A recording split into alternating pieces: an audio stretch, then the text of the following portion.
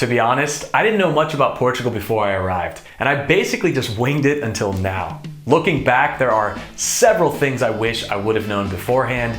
After living here for 3 years and learning some valuable lessons the hard way, I decided to create this video with a list of the 12 things not to do in Portugal to help you travel more mindfully no matter where you're visiting from. If you're interested in moving to Portugal, I just put out my complete moving to Portugal guide at daveinportugal.com. There's a link in the description below. So without further ado, here are 12 things you should not do while visiting Portugal to ensure a smooth, respectful, and enjoyable trip. Number 1, don't forget to use respectful titles. This is probably one of the most important points that I'll mention in this video. The Portuguese highly value politeness, and addressing people correctly is crucial. When speaking to older individuals, professionals, or strangers, use senhor, which is Mr. for men, and senhora, which is Mrs. for women. This demonstrates courtesy and respect, especially in formal settings.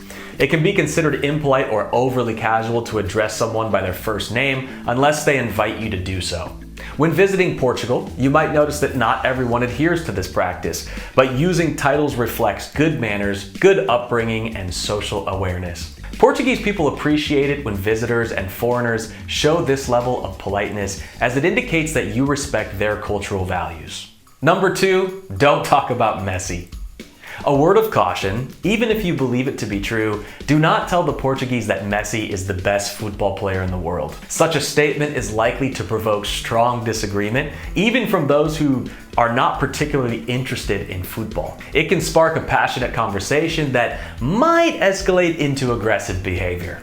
In Portugal, there is only one savior more popular than Jesus Christ himself, and that is the one they refer to globally as Ronaldo, but here in Portugal, Cristiano. See! While the Portuguese are generally tolerant and peaceful, this can all change at a moment's notice if you criticize their football club. Believe me when I say there's a reason they don't serve alcohol at football matches in Portugal.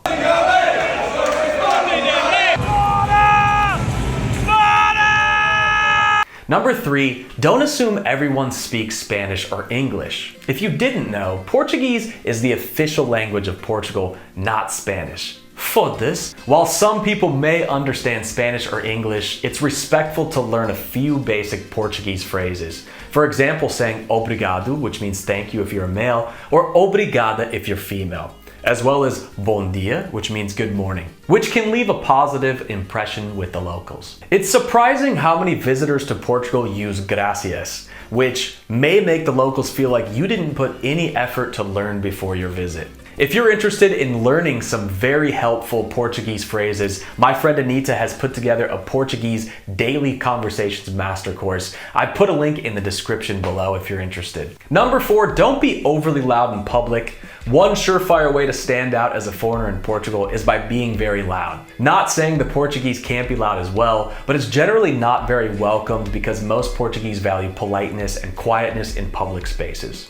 Avoid shouting or causing unnecessary disturbances, especially in restaurants, cafes, or on public transport. Americans can certainly be known for broadcasting their opinions or thoughts out to the world, and this is something I've been guilty of for sure. I have decided to keep a pretty low profile, as being loud instantly gives away our nationality, and to some people that can be a walking dollar sign. So it's better to keep quiet and try to stay ambiguous. Number 5, don't skip the smaller cities and villages.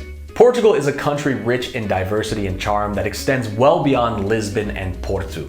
I would highly recommend going into the interior of the country, as you can find some of the best food and experiences and what I would consider really the truly authentic Portuguese experience. Some of the nature places like Jerez up in the north, and some of the castles like Monserrate and Alentejo offers a snapshot in time that, in my opinion, is quintessentially Portuguese. And one of my favorites, Évora, features rich historical significance, featuring a remarkable Roman temple and vibrant local markets amidst its charming town. Don't underestimate Portuguese cuisine. I often meet people visiting Portugal for the first time who say the food isn't very good. However, let me put it this way. If you don't appreciate Portuguese cuisine, it might be because you prefer overly seasoned food rather than simple, high-quality dishes that stand out on their own. When world-renowned chefs like the late Anthony Bourdain and Gordon Ramsay continually praise Portuguese cuisine, it's worth paying attention to. Try to avoid playing it safe by sticking to international dishes or tourist-oriented restaurants that keep you in your comfort zone. Often tourist trap restaurants serve poor versions of what they claim to be Portuguese cuisine. Instead, seek out local eateries filled with taxi drivers and patrons speaking only in Portuguese. This is the same principle I apply when choosing any restaurant. If native people of a cuisine aren't dining there, the food is probably not that great. Trust me when I say you will be rewarded if you venture off the beaten path, step out of your comfort zone, and be adventurous and try some unique dishes like snails. Trust me, you'll thank me later. Before we dive back into the 12 things not to do in Portugal, I want to take a moment to discuss something truly important. This topic is something that I genuinely care about, and I believe it's crucial for everyone to be aware of. Spam emails have become a significant challenge, and now they're even reaching out via text, cleverly attempting to capture your personal information. But you might be wondering how these spammers get a hold of your email and phone number. The unfortunate truth is that they likely purchased your information. There's a whole market dedicated to buying and selling our personal data, and it's unsettling to think how much they know about you. Each time you agree to the terms of service on a website, they gain insights into your browsing history, your name, your location, and even your shopping habits. Information that many of us would prefer to keep private. The great news is that these companies are required to delete your stored personal data if you request it. But how do you tackle the daunting task of reaching out to hundreds of companies to demand the removal of your data? That's where the fantastic sponsor of today's video, Incogni, comes in. When they approached me about sponsoring this video, I was genuinely excited because I believe there needs to be an effective solution for this issue. Since I started using Incogni, I've noticed a significant decrease in spam emails and fewer unwanted text messages. What I had to do was create an account, grant access to work on my behalf, and that's it. One of the coolest features is their dashboard, where I can track exactly what information is being removed. The results have been quite eye-opening. It brings me real peace of mind knowing that my personal information, like my address and phone numbers, aren't readily available all over the internet as it used to be. Right now, if you use the code DavePortugal at incogni.com, you can enjoy an incredible 60% off the annual plan. Now that's a great deal. Thanks to Incogni, you can take control of your personal data and keep it from being scattered all over the internet. Now, back to the video. Number 7, don't be disrespectful in fado performances. If you attend a fado show, it's crucial to remain quiet and avoid moving around during the performance. Fado is a deeply emotional and traditional form of Portuguese music, and maintaining silence demonstrates respect for both the performers and the art form. Recently, I experienced a fado performance where some tourists conversed the entire time, which I found to be absolutely disrespectful and quite appalling. And traditionally, clapping was not done after fado performances, as the music was not intended to be applauded. However, this practice has changed in recent years, with audiences from various cultures often feeling compelled to clap. But don't worry, you won't be kicked out for doing so. Number 8, don't overlook tipping etiquette. Tipping in Portugal differs from tipping practices in the United States. While it's not mandatory, many people in Portugal do tip, and it's generally appreciated. In restaurants, leaving a 5 to 10% tip is common if the service is good, while rounding up the bill is typical in cafes. I often tip, and it's not seen as disrespectful here. Unlike some cultures where tipping may be rejected, this is not the case in Portugal. Given the wages tend to be lower here compared to the European Union average, tipping can be a nice gesture. However, some Portuguese people feel frustrated that Americans often treat tipping as a standard practice, which will probably lead to some backlash in the comments on this topic. Number 9, don't get too drunk. Not being able to hold your liquor or getting too drunk is definitely looked down upon in Portugal. You see, Portugal and most of Southern Europe have mastered the art of day drinking. They always seem to be drinking wine or high-proof liqueurs known as aguardente, which roughly translates to fire water. Unlike the United States, it's perfectly normal to drink wine or beer at lunchtime, but that doesn't mean it's normal to abuse it.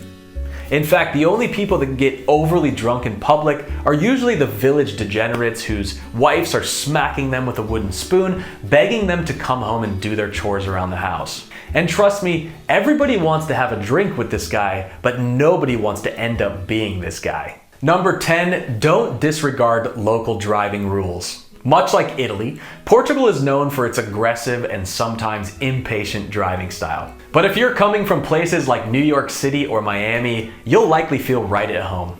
However, if you come from an area where people usually obey speed limits and consistently use turn signals, driving in Portugal may come as a shock.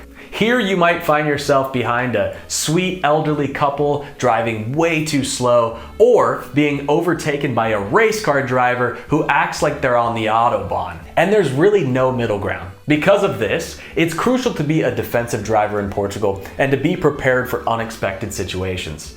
As for road rage, it's often best to adopt a goldfish mentality and have a short memory. Otherwise, you might give yourself a heart attack. Number 11, don't underestimate the sun and the ocean in Portugal. The sun in Portugal can be particularly intense, especially in the picturesque region of the Algarve. To protect your skin from harmful rays, it's essential to apply a generous amount of sunscreen before heading out. And when it comes to swimming in the Atlantic Ocean, be mindful of the powerful waves and strong currents that can catch you off guard. Portugal is known for having some of the biggest waves in the world. There are safe beaches, particularly in the Algarve and south of Lisbon, but it's always important to exercise caution to ensure a safe and enjoyable experience in the water. And there are often no lifeguards present in the winter months to save you here. So make sure to use caution. And lastly, this one should go without saying, but don't forget to respect sacred sites. Respecting sacred sites in Portugal is essential for preserving the country's cultural, historical, and spiritual heritage. Portugal is home to numerous sacred places, including ancient churches, monasteries, chapels, and pilgrimage sites such as Fatima and the Jeronimos Monastery, which hold deep religious and historical significance here. These sites are not only architectural marvels, but also spaces of reflection, worship, and connection for many people. Disrespectful behavior such as loud disruptions, inappropriate clothing, or vandalism can diminish the sanctity of these spaces and harm their cultural integrity. By showing reverence and adhering to proper etiquette, visitors help safeguard these treasures for future generations while honoring the traditions and beliefs of the communities who cherish them. Respecting sacred sites ensures that they can continue to inspire awe and provide spiritual solace for centuries to come. I hope this video has helped you understand how to respectfully engage with the locals and appreciate Portugal's beautiful culture. If you plan to visit Portugal, remember to leave it better than you found it. Respect the cities, the nature, and of course, the people. Support local shops and consider venturing off the beaten path. And who knows, you might just have yourself a good time.